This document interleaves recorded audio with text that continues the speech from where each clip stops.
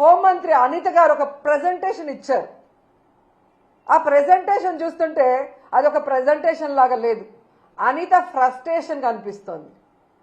ఆమె ఏదైతే వీడియోలు చూపించిందో అవన్నీ చంద్రబాబు నాయుడు కూటమి ప్రభుత్వం తయారు చేయించిన ఫేక్ వీడియోస్ని ఏ విధంగా ఆమె ప్రజెంట్ చేసిందో మనం అందరం కూడా గమనించగలిగాం.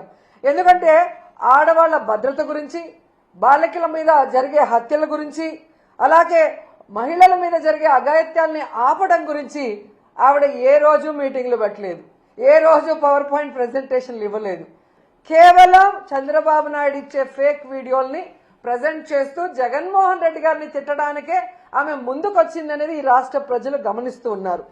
ఎందుకు ఇది నేను చెప్తున్నానంటే ఆమె ప్రజెంటేషన్ చేసిన స్టైల్ చూస్తేనే మీకు అర్థమవుతుంది. ఈరోజు దాంట్లో ఒకటి మనం గమనించవచ్చు.